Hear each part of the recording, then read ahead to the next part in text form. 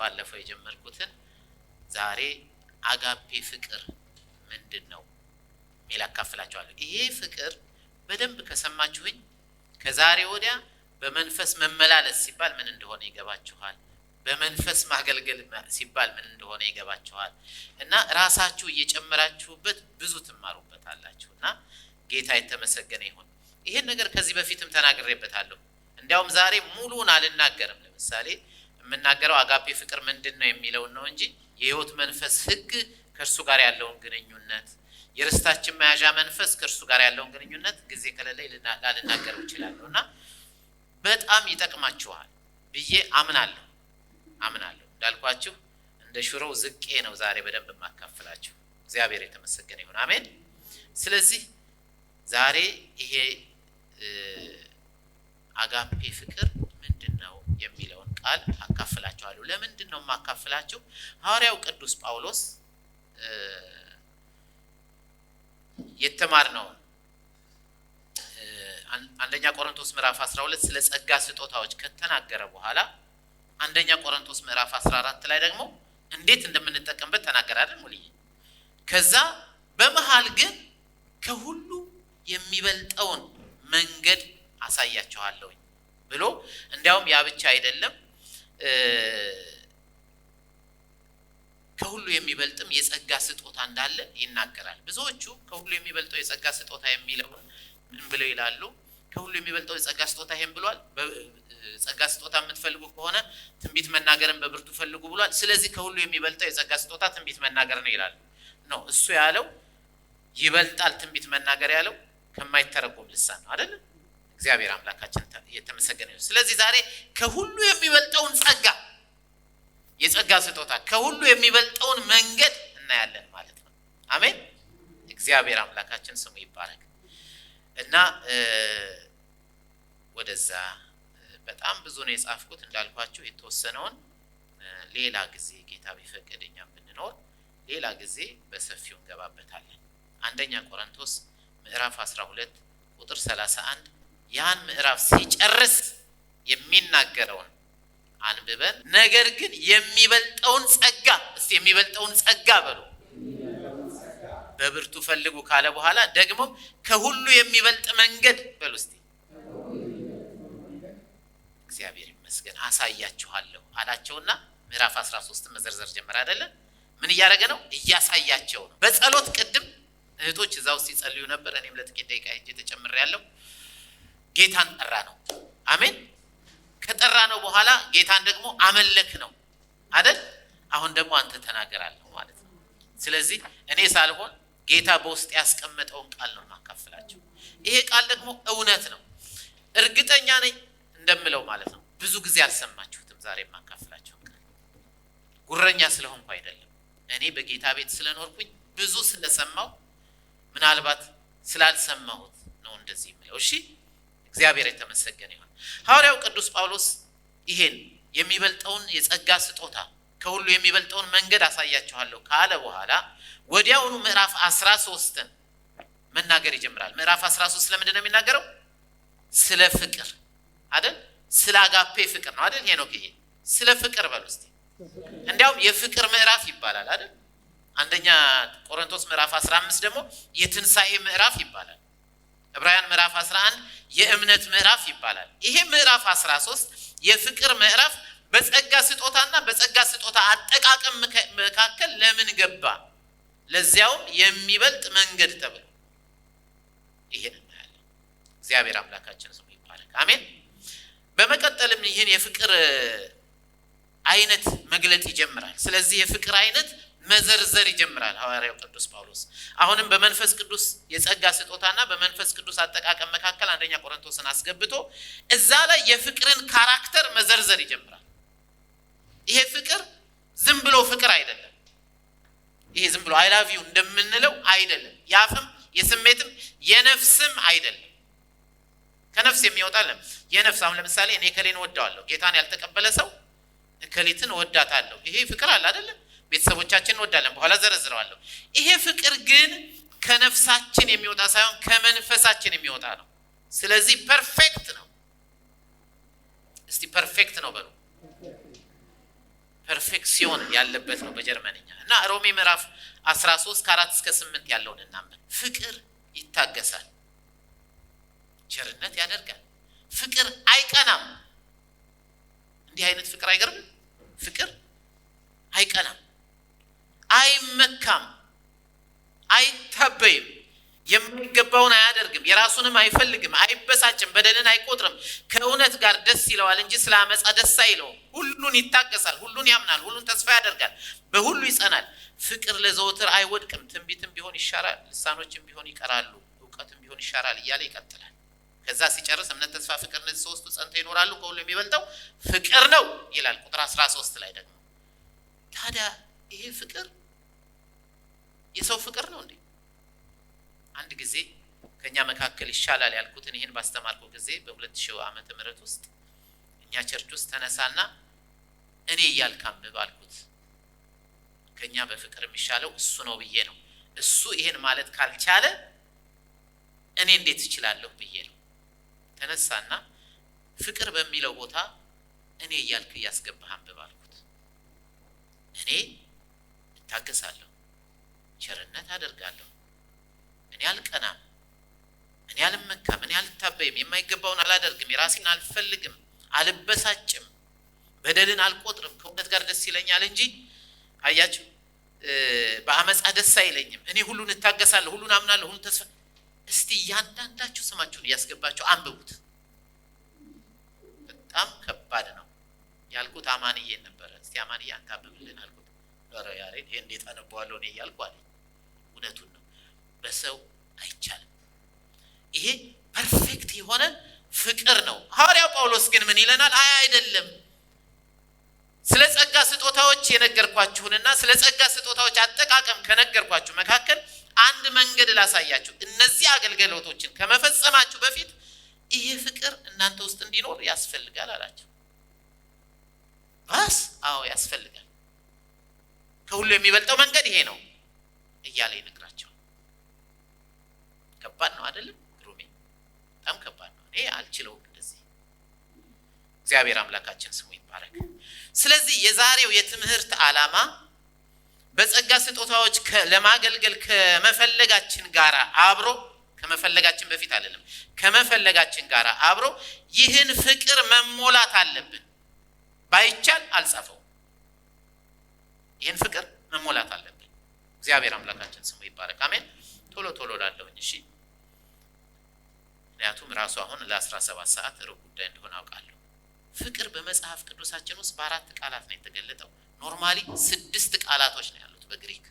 እነሱን መዘርዘር ጀምራለሁ። ስለ ፍቅር ሲናገር ዝም ብሎ አይናገርም። ይሄን የምነግራችሁ ለምንድን ነው? ይሄ በመንፈስ የሆነው ፍቅር ከነፍስ ሳይሆን ከመንፈስ የሚገኘው በመንፈስ የሆነውን ፍቅር እንድናውቀው ፈልጌ ነው።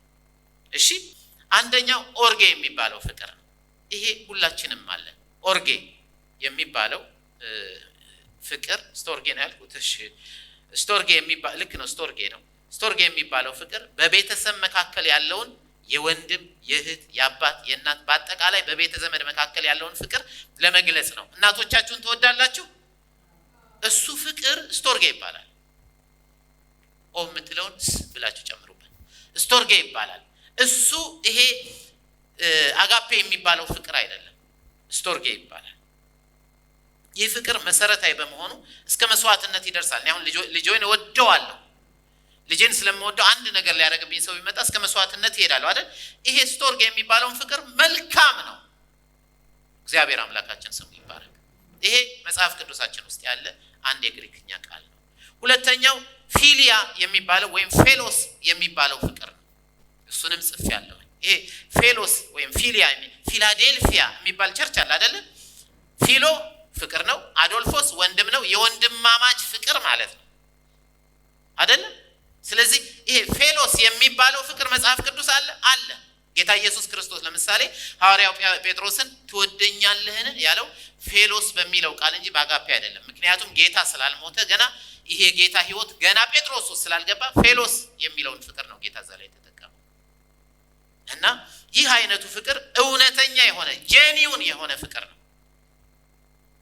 በቤተ ክርስቲያን ውስጥ በእኔና በእናንተም ውስጥ ሊኖር የሚገባው ፍቅር ነው።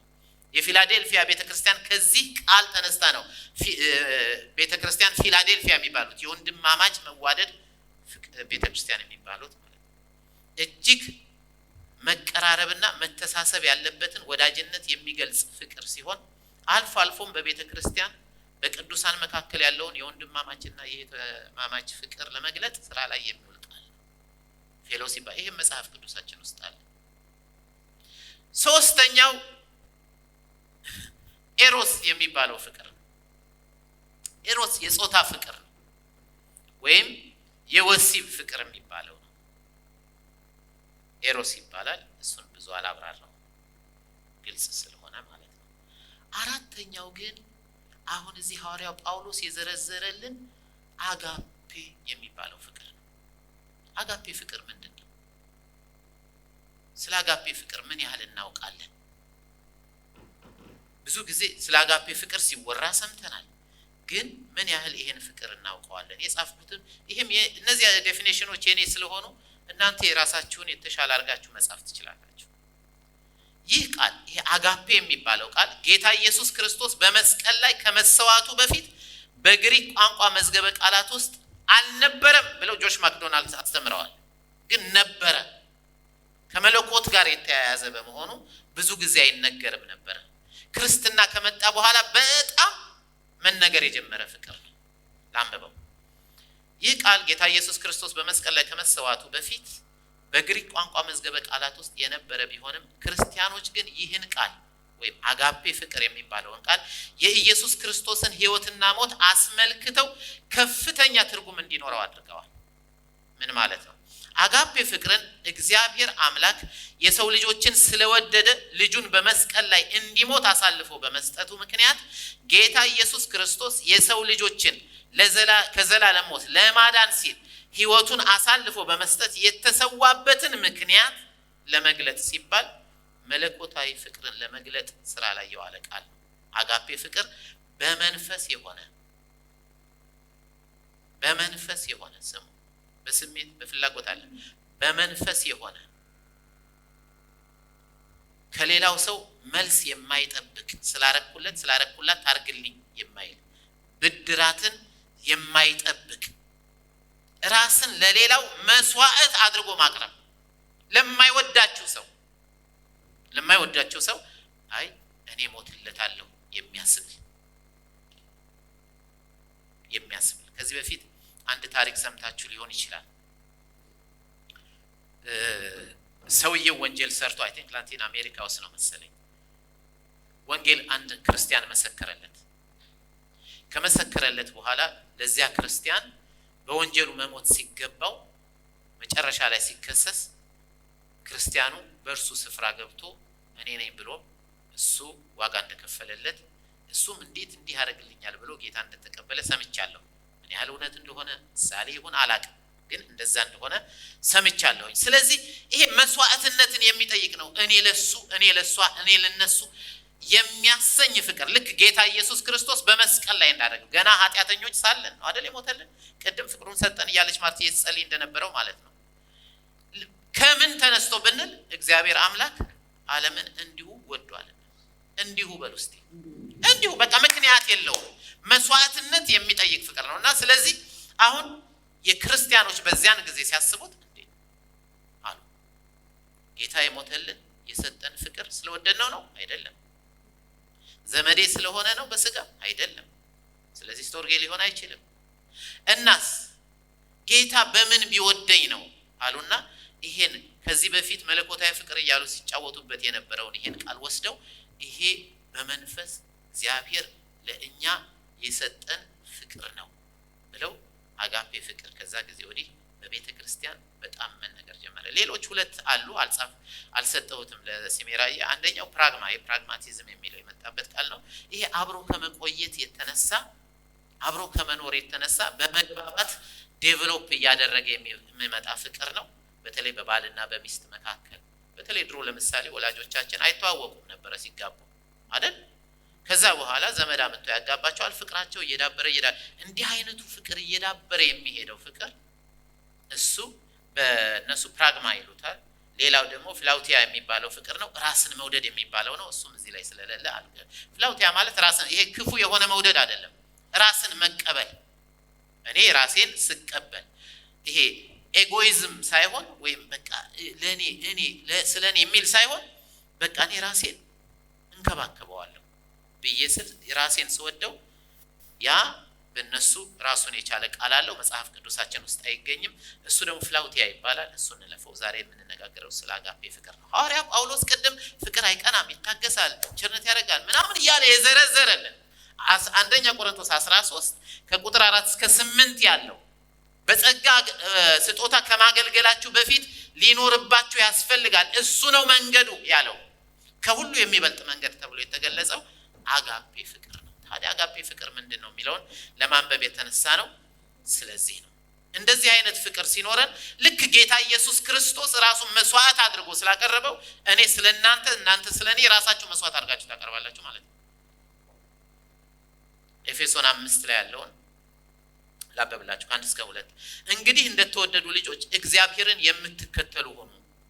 እንደተወደዱ ሚል እግዚአብሔር ስለወደዳችሁ ማለት ነው። የምትከተሉ ሆኑ ክርስቶስም ደግሞ እንደወደዳችሁ ለእግዚአብሔርም የመዓዛ ሽታ የሚሆን መባንና መስዋዕት አድርጎ ስለ እናንተ ራሱን አሳልፎ እንደሰጠ በፍቅር ተመላለሱ። ምን ማለት ነው? እናንተም ልክ እንደ ኢየሱስ አይነት ፍቅር ይኑርባችሁ እያላቸው ነው። አሜን። ይኑርብን። አሜን። የኢየሱስ አይነት ፍቅር ውስጥ ይኑርባችሁ። አንዳንዴ የተጠቃችሁ ሊመስላችሁ ይችላል። አይ እንዴት ብዬ ብለን እንላለን። ያ ግን በጣም በጣም አደገኛ ነው። ለዚህ እኮ ነው ሐዋርያው ዮሐንስም በዚህ ጉዳይ ላይ ሲጽፍ አንደኛ ዮሐንስ 3:16 ይሄ 3:16 የሚባል የትም ቦታ ሄዱ በጣም ቆንጆ ነው። 3:16 ላይ አይደል ብዙ ቦታ አይታችሁታል። 3:16ቶች በጣም ቆንጆ ጥቅሶች ናቸውና እርሱ ስለኛ ነፍሱን አሳልፎ ሰጥቷልና በዚህ ፍቅርን ምን ብለናል? አውቀናል። በሉ እስቲ እንዴት አወቃችሁ ጌታ እንደሚወዳችሁ? እሱ ራሱን ለኔ አሳልፎ ሰጥቷል። እናስ እኛም ስለ ወንድሞቻችን ነፍሳችንን አሳልፈን እንድንሰጥ ይገባናል። እንዴት ይቻላል? አጋፔ ፍቅር አሁንም በመንፈስ ቅዱስ የጸጋ ስጦታና በመንፈስ ቅዱስ መካከል የገባው የተዘረዘረው ይሄ ይታገሳል፣ ቸርነትን ያደርጋል፣ አይቀናም፣ አይመካም፣ አይታበይም፣ የማይገባውን አያደርግም፣ የራሱን አይፈልግም እየተባለ የተጻፈልን ይሄ በጌታ ውስጥ የነበረ ፍቅር ነው። አሜን። እግዚአብሔር አምላካችን የተመሰገነ ይሁን። ይሄ ታዲያ እንዴት ነው የምንችለው? ቪካኒሽ ዞባስ በጣም ክፉ የነበረን ሰው እንዴት አድርጎ ጌታ ኢየሱስ ክርስቶስ ደግ ያደርገዋል? አቶ በላቸውን አቶ ደጉ የሚያደርግ ማለት ነው። እግዚአብሔር አምላካችን ስሙ ይባላል። እንዴት ይቻላል? እንኳን እሱ አይደለም በጣም ጥሩ ነው የተባለ ሰው ድንበር አለው አይደል? አጋፔ ፍቅር ድንበር የለው። ግን እንዴት ይቻላል? አሁን ያን ነው የሚለን። በመንፈስ ቅዱስ የጸጋ ስጦታዎች ለማገልገል ስትመጡ መጀመሪያ ይለናል። ይሄ ነው የተሻለው መንገድ ማለት እኮ ባለፈው ምን ብያችኋለሁ? ፍቅር ግን ከሌለኝ ከንቱ ነኝ ብሏል አይደል? የማይጠቅምና ከንቱ አገልግሎት ነው አይደል ያልነው? ለምንና ምን ያስፈልጋል? ፍቅር ያስፈልጋል ብለናል። ምን አይነት ፍቅር? አጋፔ ፍቅር። አጋፔ ፍቅር ምንድነው? እንዴት ብዬ ነው የምችለው?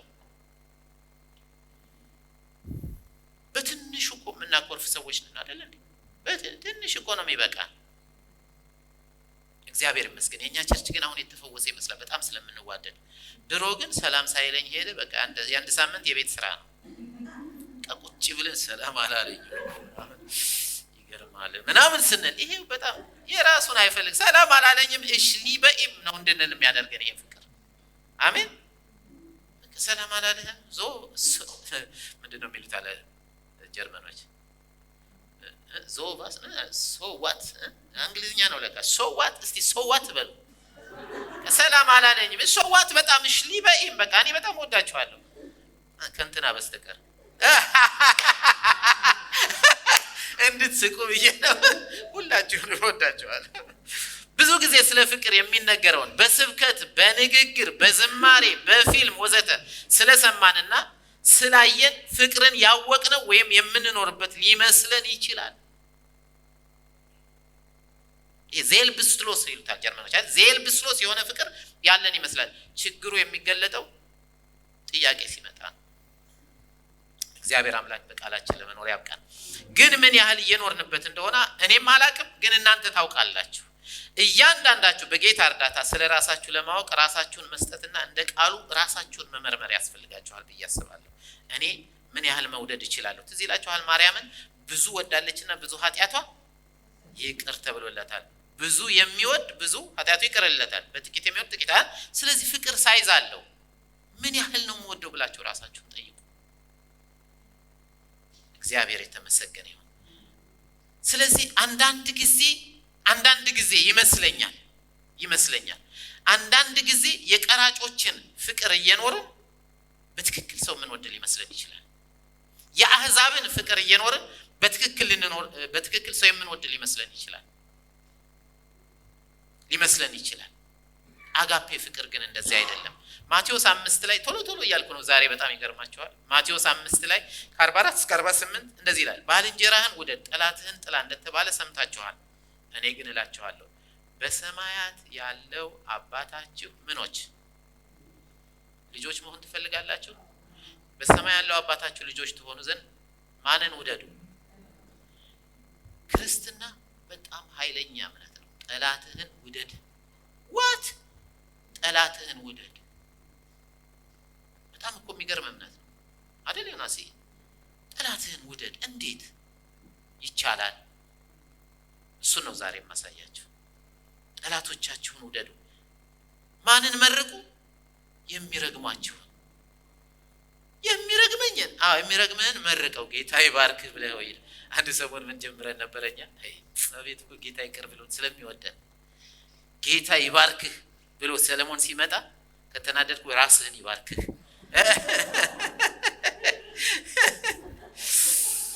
ፍቅር አይመስልም? አይደለም። እግዚአብሔር ስም ይባረክ። ስለዚህ ምን ይላል?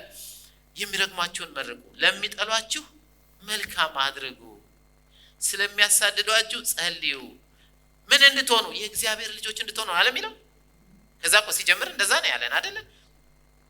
በሰማይ ያሉት የእግዚአብሔር ልጆች ትሆኑ ዘንድ ጠላቶቻችሁ ውደዱ ብሎናል። ልጆች ትሆኑ ዘንድ ነው የሚለው። የሚረግሟችሁ መርቁ፣ ለሚጠሏችሁ መልካም አድርጉ፣ ለሚያሳድዷችሁ ጸልዩ። እርሱ በክፉዎችና በበጎች ላይ ፀሐይን ያወጣልና በጻድቅና በኃጢአተኞችም ላይ ዝናብን ያዘንባል። የሚወዷችሁን ብትወዱ፣ አቤት በቀይ ነው ደግሞ ያረኳት። የሚወዷችሁን ብትወዱ ዋጋ አላችሁ እንዴ? ዋጋ አለኝ እንዴ? የለህም በሉኝ። እኔን ስለሆነ ዋጋ የለኝም። የሚወዱኝ ብቻ ከሆነ የምወደው ዋጋ የላችሁም። ቀራጮች የሚያደርጉትን ነው እያደረክ ያለው ያሬድ። የቀራጭ ፍቅር እኮ ይዘን ነው እንዋደዳለን የምንለው።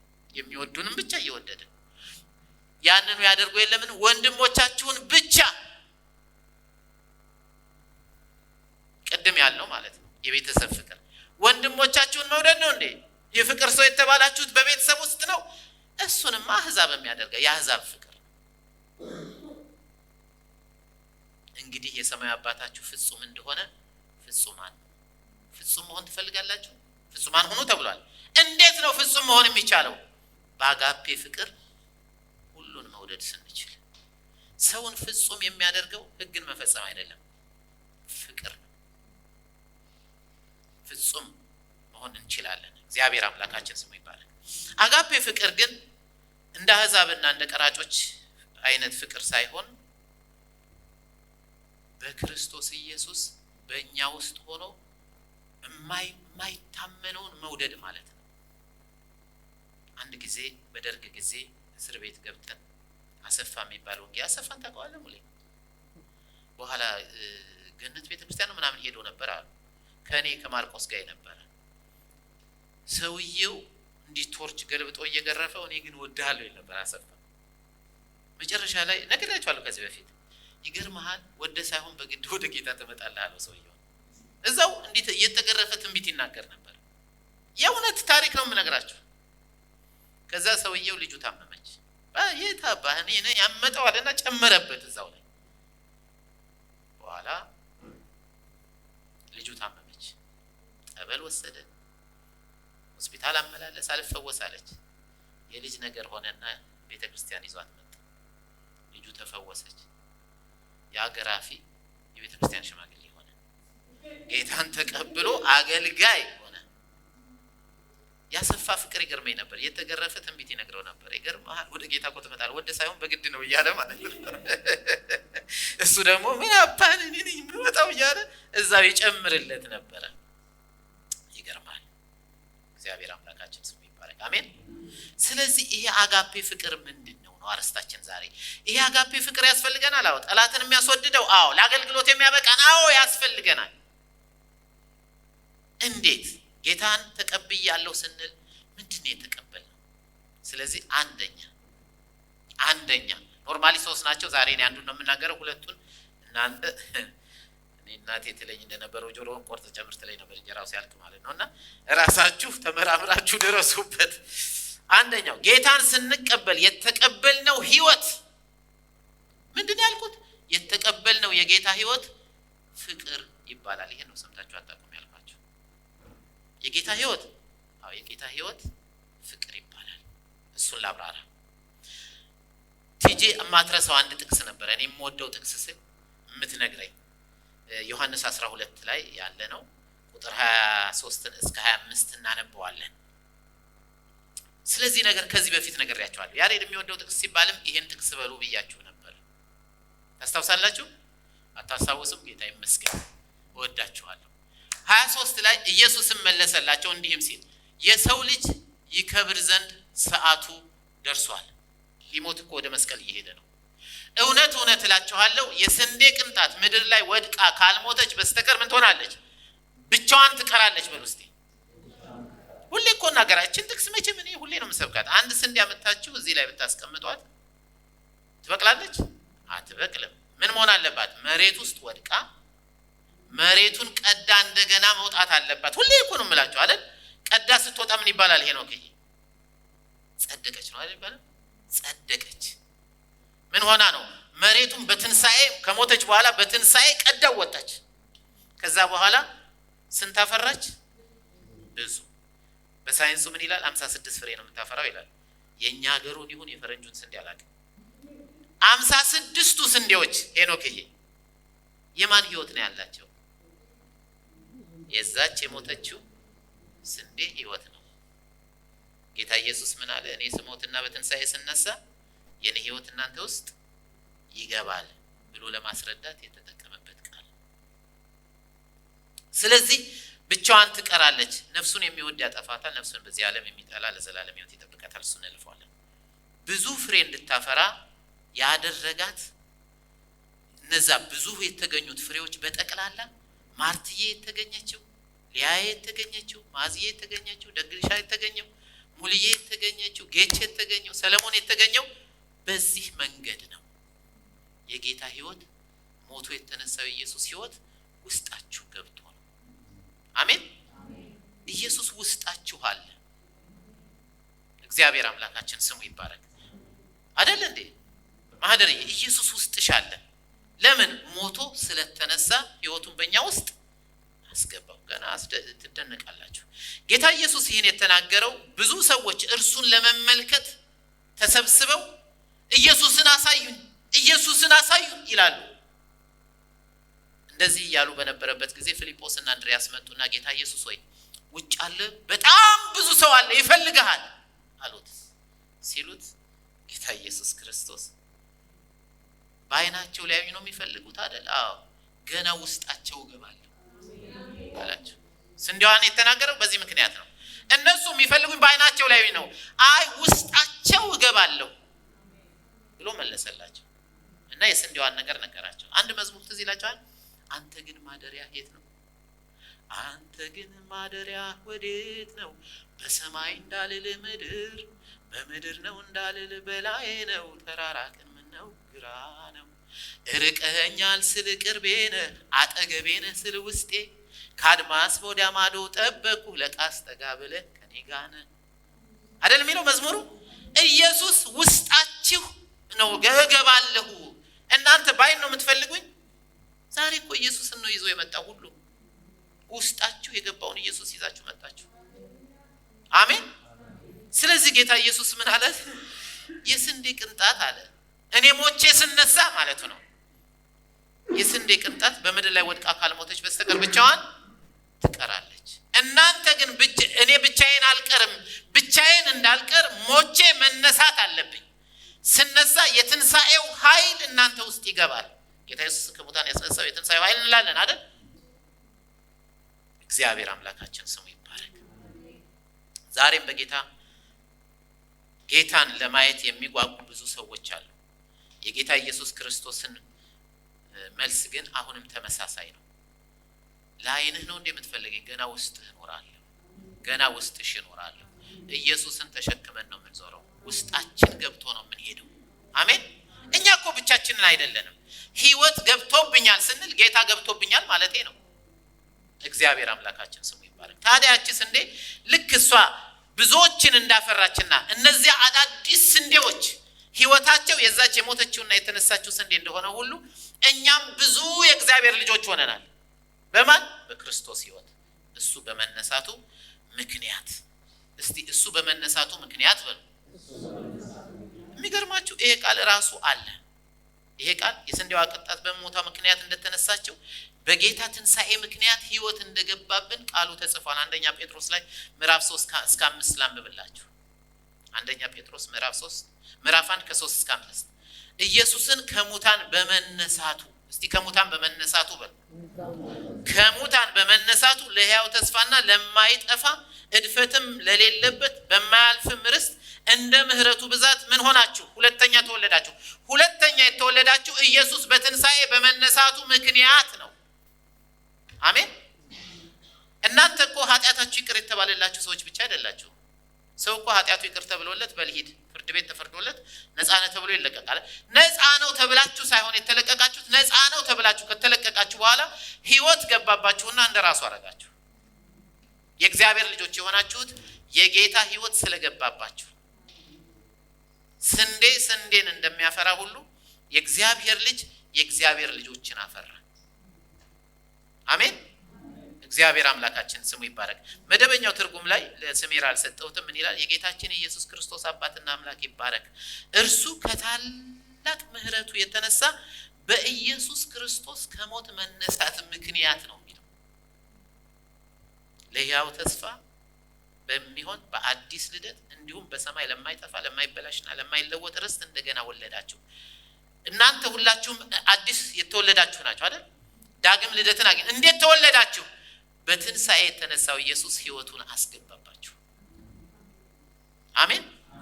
እንግዲህ እኔ ሕያው ሆኛለሁ፣ ክርስቶስ በእኔ ይኖራል አይደል ያለው ሐዋርያው ጳውሎስ ገላትያ 2:20 ላይ ኢየሱስ በአንተ ውስጥ መኖር፣ በአንቺ ውስጥ መኖር፣ በእናንተ ውስጥ መኖር፣ በእኔ ውስጥ በእኛ ውስጥ መኖር የጀመረው በትንሣኤ በመነሳቱ። በመሞቱ የኃጢአት ይቅርታ አገኛችሁ፣ በመነሳቱ ጸደቃችሁ። ደስ አይልም? አትይ በመነሳቱ ጸደቃችሁ። በመነሳቱ ውስጣችሁ ገባ። ልክ እንደ ስንዴዋ በመነሳቷ ብዙ ፍሬ እንዳፈራችሁ በመነሳቱ እናንተን የመሰሉ የጌታ ልጆች እግዚአብሔር ልጆችን አፈራ። ታዲያ ከፍቅር ጋር ምን ያገናኘዋል እያላችሁ ተከተሉኝ። ጌታ በሞተ ጊዜ መሬት ላይ የወደቀው አካሉ የተቀበረው አካሉ በትንሣኤ ሲነሳ በመንፈስ ቅዱስ አማካኝነት በሁላችንም ውስጥ የህይወት መንፈስ ሆኖ ገባ። አሜን። አንደኛ ቆሮንቶስ ምዕራፍ 15 ላይ ስለ ትንሣኤ ነው የሚናገረው። እዛ ላይ ምን ይላል? የሙታን ትንሣኤ ደግሞ እንዲህ ነው ይልና የትንሣኤ ምዕራፍ ነው ብለናል። በመበስበስ ይዘራል፣ በመበስበስ ይነሳል። በውርደት ይዘራል፣ በክብር ይነሳል። በድካም ይዘራል፣ በኃይል ይነሳል። ፍጥረታዊ አካል አለ፣ መንፈሳዊ አካል ይነሳል። ኦኬ፣ ፍጥረታዊ አካል ካለ መንፈሳዊ አካል ደግሞ አለ። አሁን ደግሞ ፊተኛው ሰው ማን ነው? አዳም አይደል? ፊተኛው ሰው አዳም ሕያው ነፍስ ነው ተባለ። ኋለኛው አዳም ግን ማን ነው? እሱ ማን ነው? እሱ ኋለኛው አዳም ማን ነው? ኋለኛው አዳም ምን ሆነ? ምን ሆነ? ሕይወትን የሚሰጥ መንፈስ ሆነ። የሕይወት መንፈስ ሆነ። የሕይወት መንፈስ ሕግ ብለን ሙሉ ያስተምሮናል። የሕይወት መንፈስ ሕግ ያላችሁ የሕይወት መንፈስ የሆነው የጌታ ሕይወት ስለገባባችሁ እሱ ነው እናንተን ትንሣኤ የሰጣችሁ።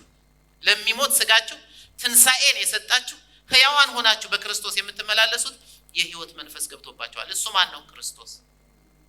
የጌታ ሕይወት፣ የጌታ መንፈስ። ድኛለሁ። አዎ። እንዴት? የጌታ ሕይወት ገብቶብኛል። ስለዚህ ለዘላለም እኔ አልሞትም፣ ምክንያቱም የመለኮታዊ ሕይወት ገብቶብኛል። እግዚአብሔር ይመስገን። አሜን። እግዚአብሔር አምላክ በገነት አዳምን ከጭቃ አበጀው አይደል እንዴ? ከምንድን ነው ያበጀው? ከምድር አፈር አበጀው አይደል? ካበጀው በኋላ በአፍንጫው ምን አለበት? የሕይወትን እስትንፋስ እፍ አለበት። ሰው ምን ሆነ? ሕያው ነፍስ ሆነ አይደል የሚለው? ሕያው ነፍስ ሆነ። ምን ስላደረገበት? እፍ ስላለበት። ምንን? የሕይወትን እስትንፋስ። እናንተም የእግዚአብሔርን ቃል ስትሰሙ፣ የእግዚአብሔር መንፈስ ያለበት መጽሐፍ ሁሉ ለትምህርት፣ ለተግሳጽ፣ ልብን ለማቅናት፣ በጽድቅ ላለው ምክር ይጠቅማል ይላል መጽሐፍ ቅዱስ። የእግዚአብሔርን ቃል ስትሰሙ፣ መንፈስ የሆነውን ቃል ስትሰሙ የጌታ ሕይወት ገባባችሁ። አቤት ታድላችሁ። አሁን ወደ መንገድ ስትሄዱ ሰውን ሁሉ ስታዩት በጣም አሪፍ መኪና ቢነዳ እናንተ ትበልጡታላችሁ። ለምን? የሕይወት መንፈስ ገብቶባችኋል። እናንተ ሕያዋን ሆናችኋል። እሱ የሚበልጥ ሊመስለው ይችላል። አንድ ወንድም ነበረ፣ ጌታን ተቀበል ሲሉት በርሊን ማለት ነው እንደመጣ ለእናንተ ጥሩ ነው አለን። ስደተኞች ስለነበርን ማለት ነው። እሱ አይደለም፣ እሱ በጣም ተመችቶት ነው። ለእናንተ ስለምትጽናኑበትም ጥሩ ነው አለ። የሕይወት መንፈስ እንደገባብን አላወቀም ነበር። እሱ እንድንጽናናበት በቃ ጌታ ያውቃል፣ የረገጥነው መሬት ወርሰናል ምናምን እያልን እርስ በርሳችን እንድንጽናና መስሎታል። አንድ ቀን ጌታ ሲገባበት እሱ ብሶ ቁጭ። ለምን? የሕይወት መንፈስ ገባበታል። ጌታን ተቀበለ። ከዛ በኋላ የቤተ ክርስቲያኑ አገልጋይ ሆኖ ነበር። ጌታ እናንተ ውስጥ ያስገባው እናንተን የእግዚአብሔር ያደረገበት መንገድ የራሱን ሕይወት በእናንተ ውስጥ በማስገባት ነው። ቅድም እንዳነበብነው ፊተኛው አዳም ሕያው ነፍስ ነው ተባለ አይደል? ያፌት ተባለበት አይደል? ኋለኛው አዳም ግን ምን ሆነ? ሙልዬ ሕይወትን የሚሰጥ መንፈስ ሆነ። ማን ነው እሱ? ክርስቶስ። ሕይወትን የሚሰጠው መንፈስ ሲገባባችሁ እናንተም ሕያዋን ሆናችሁ በልጁ እናንተን ልጆች ያደረጋችሁ እግዚአብሔር የክርስቶስን ሕይወት እናንተ ውስጥ በማስገባት አሜን። እንዴት ደስ ይላል! እስቲ እንዴት ደስ ይላል በሉ። እግዚአብሔር ይመስገን። ስለዚህ እግዚአብሔር በእናንተ ውስጥ እፍ ብሎ ያስገባባችሁ ኢየሱስን ነው። አሜን። እግዚአብሔር ሙት የነበረውን ሕይወታችሁን ሕያው ያደረገበት እፍ ብሎ አዳም ሕያው ነፍስ የሆነበት፣ እናንተ ግን በክርስቶስ ኢየሱስ የእግዚአብሔር ልጆች የሆናችሁበት ሕይወትን የሚሰጥ መንፈስ የክርስቶስን ሕይወት እናንተ ውስጥ አስገብቶ ነው። አሜን። እግዚአብሔር ይመስገን። በዚህ በአዲስ ኪዳን ዘመን ደግሞ እግዚአብሔር አምላካችን ሙት የነበረውን መንፈሳችን ሕያው ለማድረግ በእኛ ውስጥ እፍ ያለው በውስጣችን ያስገባው የሕይወት መንፈስ የጌታ ሕይወት ነው። ከዚህም ሕይወት መንፈስ የተነሳ የጌታችን ሕይወት ዞዬ ሕይወት፣ የጌታ ሕይወት ምን ይባላል? ዞዬ ሕይወት በሉ እስቲ። ብዙዎቻችሁ ግን ታዘቢያችኋለሁ። ልጅ ስትወልዱ በተለይ ሴቶችን ዞዬ በሉ ብላችሁ አንዱም ቢያለኝ ኃይልዬ ነው። ዞዬ በሉ የዘላለም ሕይወት ማለት ነው። አሪፍ ስም ነው አይደል? ግን አሁን ሬኖልት መኪናም ዞዬ የሚባል መጥቷልና መኪና ነኝ ወይ እንዳይሏችሁ። ዞዬ ሕይወት ማለት የዘላለም ሕይወት፣ መለኮታዊ ሕይወት፣ የማይሞት ሕይወት፣ የእግዚአብሔር ሕይወት ማለት ነው። እናንተ እኮ የእግዚአብሔር ሕይወት ገብቶባችኋል። ዘላለማዊ ሕይወት ገብቶባችኋል። ዞዬ ሕይወት ገብቶባችኋል። የጌታ ሕይወት ገብቶባችኋል። ስለዚህ እኮ ነው የማትሞቱት። በእኔ የሚያምን ቢሞት እንኳን በሕይወት ይኖራል። እኛ ጋር ሞት የለም። ስጋችን ቢሞት እንኳን በመንፈስ ሕያዋን ነን። አዲስ የትንሣኤ አካል ለብሰን ከጌታ ጋር እንኖራለን። ለዚህ ነው ሐዋርያ ጳውሎስ በገላትያ ምዕራፍ 3 ላይ ሊሄድ ከጌታ ጋር ልኖር እናፍቃለሁ ከሁሉ የተሻለ ነውና። ምን ማለት እንደሆነ ገብታችሁ? ከዚህ ከስጋዬ መለየት እፈልጋለሁ። የተሻለ አለ እንዴ? ሞተ ብትቀርስ? አልሞትም። የሕይወት መንፈስ ገብቶብኛል። እኔ ሕያው ነኝ። ሕያው የሚባል አለ አይደል? እኛ ጋር ቤተክርስቲያን እንዴት ደስ የሚል ስም ነው። ሕያው እግዚአብሔር አምላካችን ስም ይባላል። ለምን ብንል ጌታ ትንሣኤና ሕይወት ነው። አሜን። ከማርታ ጋር ያደረገውን ክርክር ትዝ ይላችኋል። አታስታውሱም? ከማርታ ጋር ባደረገው ጌታ ኢየሱስ ክርስቶስ ክርክር ላይ ዮሐንስ 11 ላይ ላንብብላችሁ ከ25 እስከ 27 ብታምኚ ወንድምሽ ከሞት ይነሳል ያለ ጌታ ሲነግራት አዎ በመጨረሻው ቀን ይነሳል። እሷ ቴዎሎጂ ታወራለች። ጌታ ኢየሱስ እንዲህ አላት። ኢየሱስም ትንሣኤና ሕይወት ማን ነው? ትንሣኤና ሕይወት እሰጣለሁ ነው እንዴ ያለው? አይደለም፣ እኔ ነኝ ትንሣኤና ሕይወት። እንዴት ብሎ ቅድም እንዳለው የሕይወት መንፈስ ሆኖ እኛ ውስጥ ስለገባ ትንሣኤና ሕይወት እኔ ነኝ። የሚያምንብኝ ቢሞት እንኳን በሕይወት ሕያው ይሆናል። ሕያው የሆነም የሚያምንብኝም ሁሉ ለዘላለም ለዘላለም ለዘላለም ለዘላለም ለዘላለም አይሞትም። እንደማትሞቱ ታውቃላችሁ። ጌታን የተቀበላችሁት አትሞቱም እኮ። እኛን ሞት ልጆቻችን አይሞቱ። እንዴት እኮ መታደል ነው እንዴ! በስጋ እንሞትም እንዴ? በስጋ እንሞታለን፣ ግን በትንሣኤ አካል እንነሳለን። እንደገና ደግሞ በገነት ከጌታ ጋር ለዘላለም አብረን እንኖራለን፣ ተመልሶ እንኳን እስኪመጣ ድረስ። ስለዚህ እኛ መቃብር ላይ የሚቀር ማንነት የለንም። ቃሉ እንዲህ ነው የሚለው። ክርስትና ይሄ ነው። ስለዚህ ትንሣኤና ሕይወት። ከዛ በኋላ ታምናለህን አላት። እርሷም አዎን ጌታ ሆይ አንተ ወደ ዓለም የሚመጣው ክርስቶስ የእግዚአብሔር ልጅ እንደሆነ፣ እቺ በተለይ እግዚአብሔር ልጅ የምትለው እንደሆነ እኔ አምናለሁ አለችው ይላል። ይሄን እናምናለን አይደል? ወደ ዓለም የሚመጣው የእግዚአብሔር ልጅ ክርስቶስ እንደሆነ እናምናለን። አሜን። ስለዚህ እናንተ ሕያዋን ናችሁ። ይሄ ጉባኤ የሕያዋን ጉባኤ ነው። እንዴት ደስ ይላል!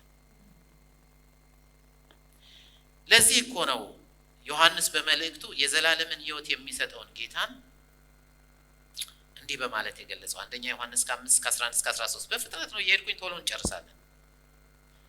እግዚአብሔር የዘላለም ሕይወት እንደሰጠን ይህም ሕይወት በማን በልጁ እንዳለ ነው እንጂ እሱ ሰጠን አይደለም።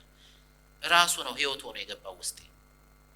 በልጁ እንዳለ ምስክሩ ይህ ነው። ልጁ ያለው ሕይወት አለው፣ የእግዚአብሔር ልጅ የሌለው ሕይወት የለውም።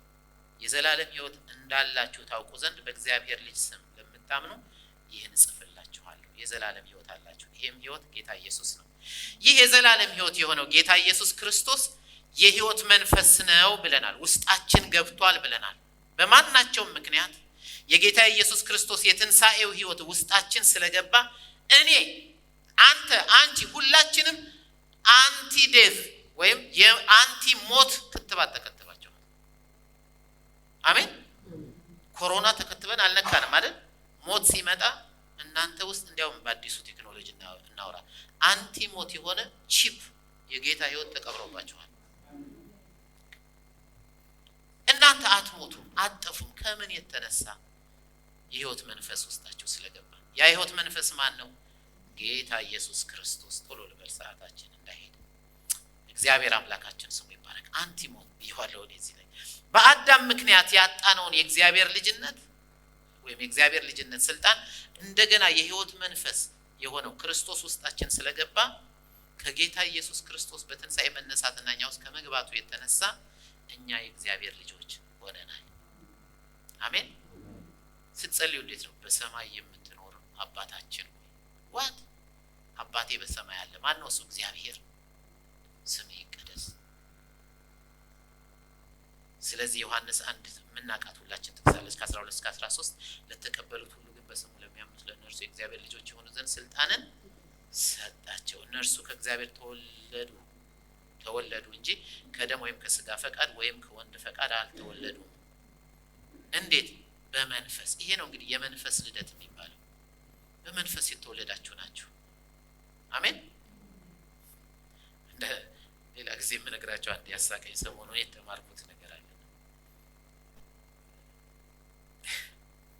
እግዚአብሔር ይመስገን ወፍራም ሆኖ እንደኔ ወይም ቀጭን፣ ረጅም ሆኖ አጭር፣ ጥቁር ሆኖ ቀዮች፣ ነጭ ሆኖ ጥቁር፣ ማንም ሰው በክርስቶስ ሲያምን ጌታን ሲቀበል የእግዚአብሔር ልጅ ሆኗል። ልዩነት የለም። ለዚህ ነው ሮሜ 8:15 ላይ አባ አባት ብለን የምንጮህበትን የልጅነት መንፈስ። የቱ መንፈስ ነው ውስጣችን የገባው? ልጅ ያደረገን የጌታ ሕይወት ነው። አሁን ስትጸልዩ አባት ሆይ በሰማይ የምትኖር አባቴ። እኔ ደግሞ አሁን እንደው አትሳቁብኝና ምግብ ሳመሰግን ሁሉ በሰማይ የምትኖር አባቴ ሆይ ማለት ሁሉ ጀምሬያለሁ። አባቴ ነዋ። እግዚአብሔር ይመስገን። ታዲያ ጌታን አገኘን የእግዚአብሔር ልጆች ሆነን ብለን እንድንናገር ይህ የእግዚአብሔር ልጆች ያደረገንና እኛም የተቀበልነው የእግዚአብሔር ልጆች የሆንበት የጌታ ሕይወት ምን ይባላል? ይህ የሕይወት መንፈስ ምንድን ነው? መንፈስ የሆነው ቃሉን ስንቀበል እኛ የተቀበልነውና የእግዚአብሔር ልጆች ያደረገን የጌታ ሕይወት ፍቅር ይባላል። እስቲ ቫስ በሉ። ፍቅር ይባላል። አጋፔ ፍቅር ይባላል። ለዚህ ነው አጋፔ ፍቅር በመንፈስ የሆነ ፍቅር ነው። ክርስቶስ በመንፈስ ውስጣችን ያስገባው ፍቅር ነው። አንደኛ ዮሐንስ ምዕራፍ 3 ቁጥር 1 ላይ ምን ይላል? የእግዚአብሔር ልጆች ተብለን እንድንጠራ የእግዚአብሔር ልጆች ተብላችሁ እንድትጠሩ አብ ምንድነው የሰጣችሁ ሲባል አብ እንዴት ያለውን ፍቅር እንደሰጠን የእግዚአብሔር ልጆች ተብላችሁ እንድትጠሩ የተቀበላችሁት ፍቅር ነው። ያ ፍቅር አጋፔ ፍቅር ነው። ቅድም ካልናቸው ሶርጌ ኤሮስ እንኳን አይሆንም፣ ሌሎቹም የፍቅር አይነቶች አይደሉም። እግዚአብሔር ፍቅሩን ሰጠን ብለን ስንናገር ወደደን ማለታችን አይደለም። ራሱ ፍቅር የሆነው ክርስቶስ ውስጣችን ገባ ማለታችን ነው። እግዚአብሔር አምላክ ስሙ ይባረክ። አሜን።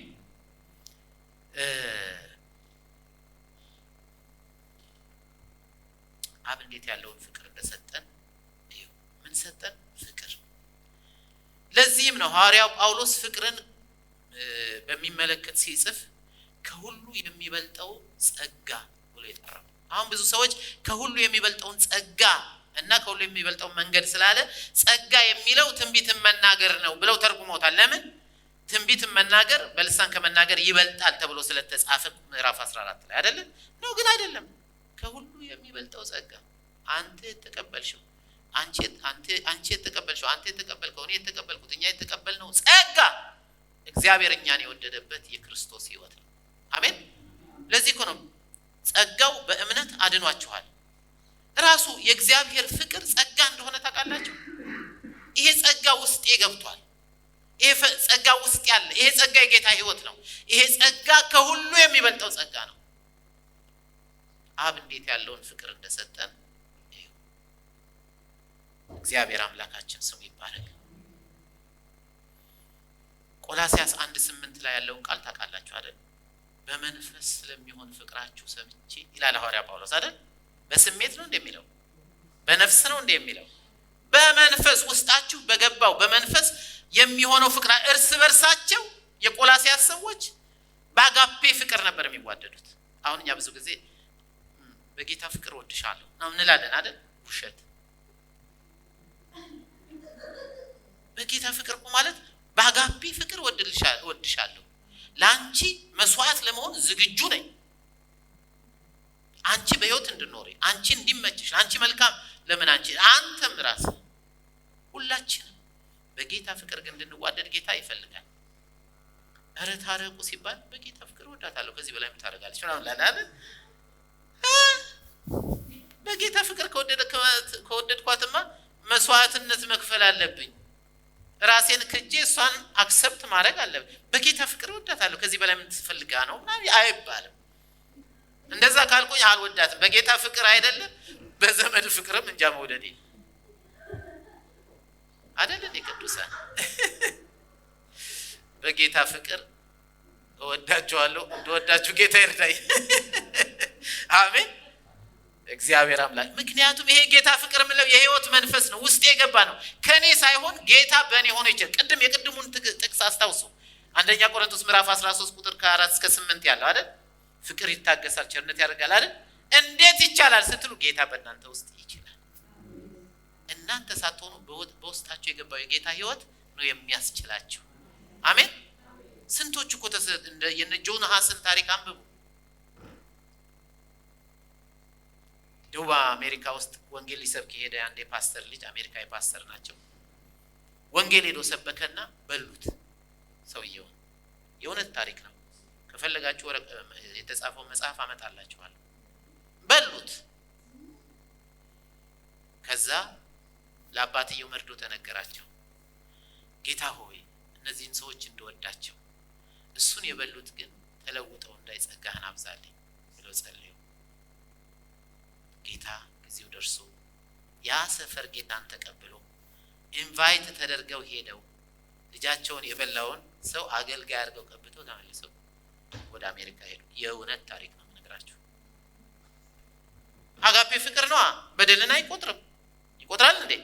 ይኸውላችሁ ይሄ ውስጣችን የገባው ፍቅር የጌታ ህይወት የህይወት መንፈስ ህግ የተባለው በነገር በመንፈስ ተመላለሱ ማለት በዚህ ፍቅር ተመላለሱ ማለት ነው እንጂ በልሳን እየተናገራችሁ ወዲያና ወዲህ ተመላለሱ ማለት አይደለም። በመንፈስ ተመላለሱ ማለት በዚህ የህይወት መንፈስ በሆነው በጌታ ህይወት ፍቅር ተመላለሱ። እግዚአብሔር ይመስገን። ምክንያቱም እግዚአብሔር ፍቅር ነውና የሰጠን የራሱን ህይወት ነውና ማንነቱ የሆነው ፍቅር ነው። እግዚአብሔር ፍቅር ነው ሲባል ምን ይሰማችኋል? ምን ታስባላችሁ? ሰው ይወዳል ነው አይደል የምናስበው? አይደለም። የራሱ ማንነት ፍቅር ነው ማለታችን። ያ ፍቅር ነው ውስጥ የገባው።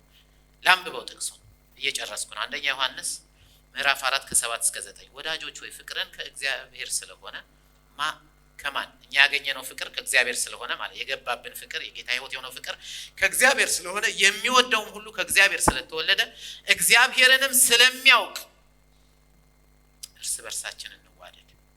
አሜን። ፍቅር የሌለው እግዚአብሔርን ለምን አያውቅም? ከመጀመሪያውም አልገባበትም። ቢገባበት ኖሮ ይወድ ነበር ማለት ነው። እግዚአብሔርን አያውቅም፣ እንዲያውም በጨለማ ይኖራል ነው ሌላ ቦታ የሚለው። እግዚአብሔር ምን ስለሆነ ፍቅር ነውና። እግዚአብሔር መውደድ ይችላል አይደለም የሚለው ፍቅር ነው። እግዚአብሔር የሱ ማንነቱ ፐርሰናሊቲው ፍቅር ነው። እግዚአብሔር መንፈስ ነው አይደል? አይደል? ይሄ ነው እግዚአብሔር መንፈስ ነው። ያ መንፈስ ራሱ ፍቅር ነው።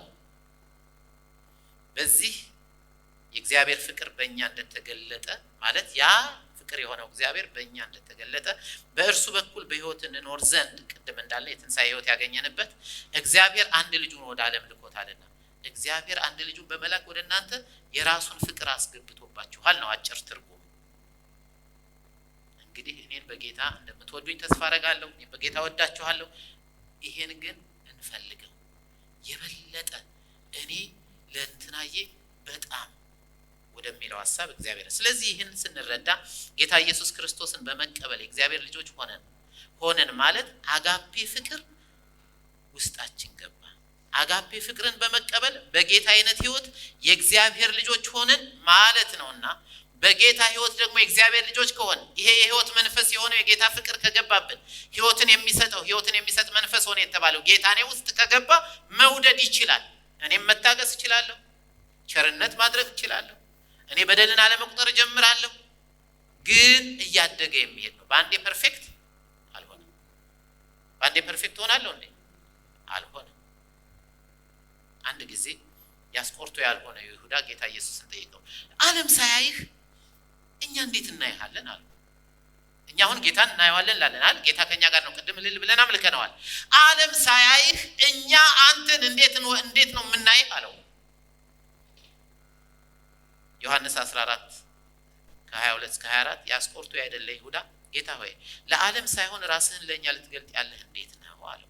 ኢየሱስም መለሳለሁ የሚወደኝ ቢኖር ቃሌን ይጠብቃል፣ አባቴም ይወደዋል፣ ወደ እርሱም እንመጣለን፣ በእርሱ ዘንድ ምን እናደርጋለን?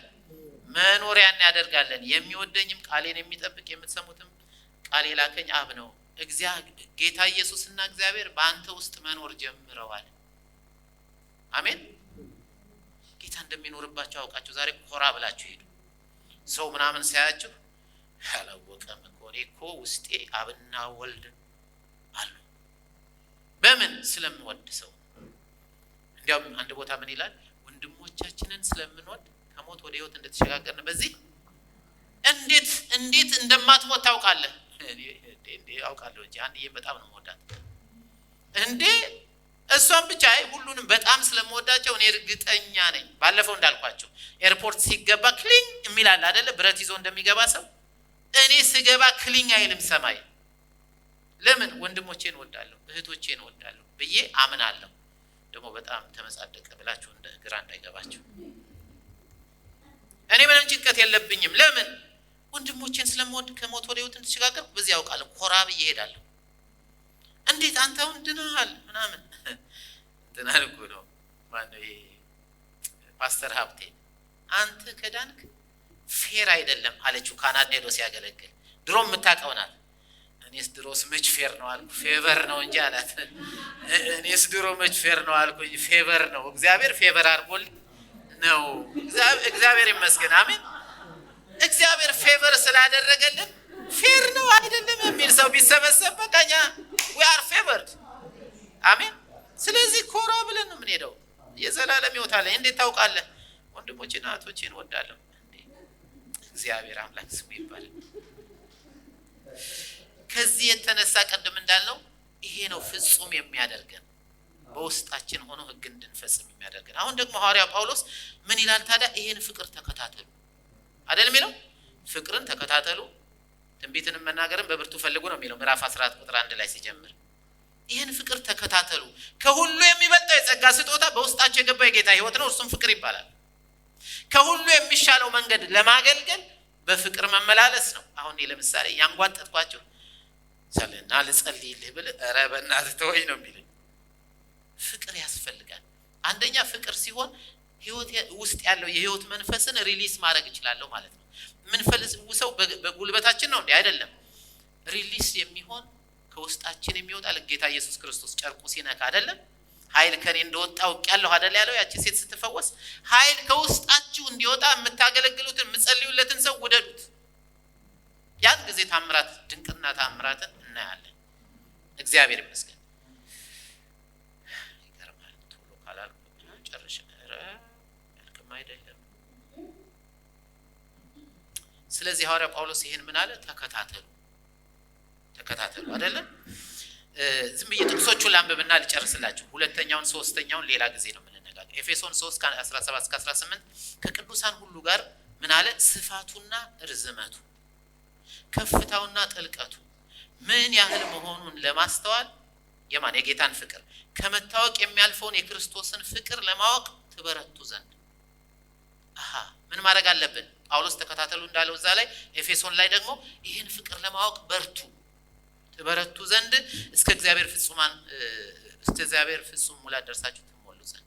አንደኛ ተሰሎንቄ ዝም እየተጠቅሰው ነው ማለት አንደኛ ተሰሎንቄ 3:12-13 ጌታችን ኢየሱስ ክርስቶስ ከቅዱሳን ሁሉ ጋር ሲመጣ በአምላካችንና በአባታችን ፊት በቅዱስና ነቀፋ የሌለብን አድርጎ ልባችንን ያጸና ዘንድ እኛ ደግሞ ለእናንተ እንደምንሆን ጌታ እርስ በርሳችሁ ያላችሁን ለሁሉም የሚሆን ፍቅራችሁን ያብዛ ይጨምርም ይላል። መደበኛው ትርጉም ላንብብላችሁ። እኛ ለእናንተ ፍቅር እንዳለን ሁሉ እርስ በርሳችሁ ያላችሁን ፍቅር ለሌሎችም ያላችሁን ፍቅር ጌታ ያብዛላችሁ ያትረፍርፍላችሁ። ስለዚህ ምን ማድረግ አለብን?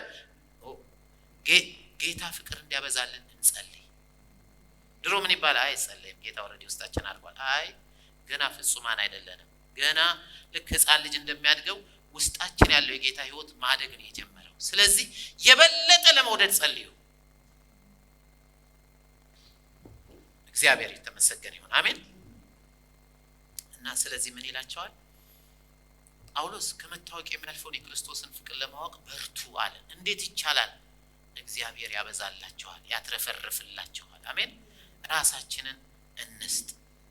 አሁን ደግሞ ሐዋርያው ጳውሎስ እንግዲህ ፍቅርን ተከታተሉ እያለ ሲነግረን ፍቅር ከሁሉ ይበልጣል እያለ ሲነግረን በጸጋ ስጦታ ከማገልገላችን በፊት የሚበልጠውን ስጦታ ፍቅርን የተሻለውንም የአገልግሎት መንገድ ፍቅርን መሆኑን እያስረዳን ነው። ስለዚህ በመቀጠል ስለ ፍቅር ማስተምራቸው አንዳንድ ትምህርቶች ለወደፊቱ ይኖራሉ።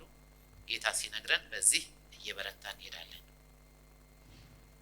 ያን ጊዜ ይሄ ፍቅር ውስጣችን ሲገባ አጋፔ ፍቅር ውስጣችን ሲገባ ያን ጊዜ ሰውን ያለ መለኪያ እንወዳለን።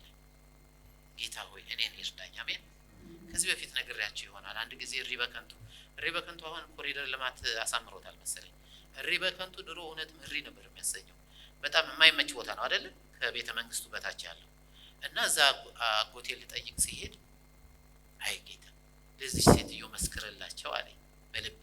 እኔ በጣም ጌታን ሰማ ነበር የዛን ጊዜ፣ እንዳሁኑ አልነበርኩም፣ እንዲህ አልነበርኩም የሚለው የተስፋ መዝሙር በዘመራ ለበይ መሰለኝ። እና ሴትዮዋ ቆማጣ ናቸው፣ እጃቸው እግራቸው እየለመኑ ነው። የዛን ጊዜ እንግዲህ 15 ሳንቲም ካገኙ ዳቦ በልተው ሻይ ጠጥተው ጠግበው መዋል ይችላሉ። እኔ ደግሞ 1 ብር አለኝ፣ ጌታ ብሩንም ስጣቸው ያለኝ መሰለኝ። በኋላ ማማ ጌታ ይወዶታል አልኳቸው። ማን ነው ጌታ አሉኝ።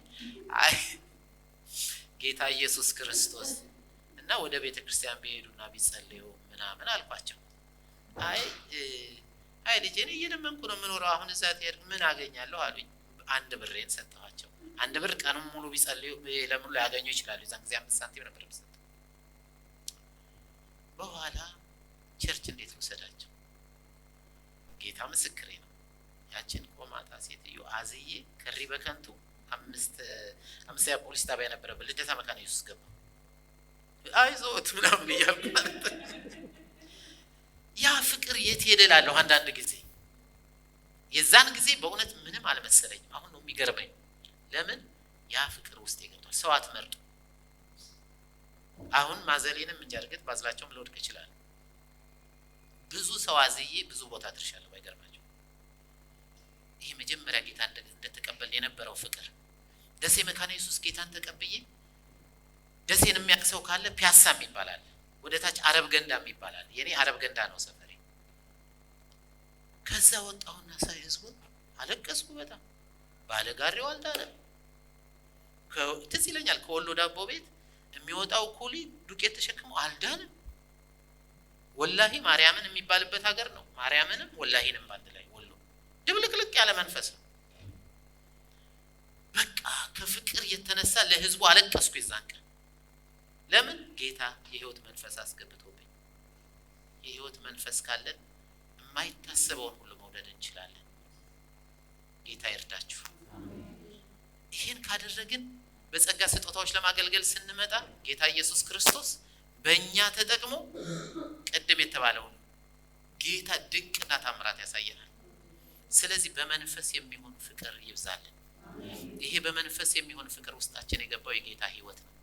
እግዚአብሔር ልጆች ተብለን እንድንጠራ አብ እንዴት ያለውን ፍቅር እንደሰጠን ይሁን እንዲሁም ነን ተብሎ ተጽፏል። ፍቅር ተሰጥቷቸዋል። በዚያ ፍቅር አይቻልም የተባለውን ይታገሳል፣ ቸርነት ያደርጋል፣ አይቀናም፣ አይመካም፣ አይታበይም፣ የማይገባውን አያደርግም፣ የራሱን አይፈልግም፣ አይበሳጭም፣ በደልን አይቆጥርም አይደል እያለ የሚዘረዝረው። ከእውነት ጋር ደስ ይለዋል እንጂ በአመፃ ደስ አይለውም የተባለው፣ ሁሉን ይታገሳል፣ ሁሉን ያምናል፣ በሁሉ ተስፋ ያደርጋል የተባለው ያ ፍቅር ውስጣችሁ በትንሹ ገብቷል።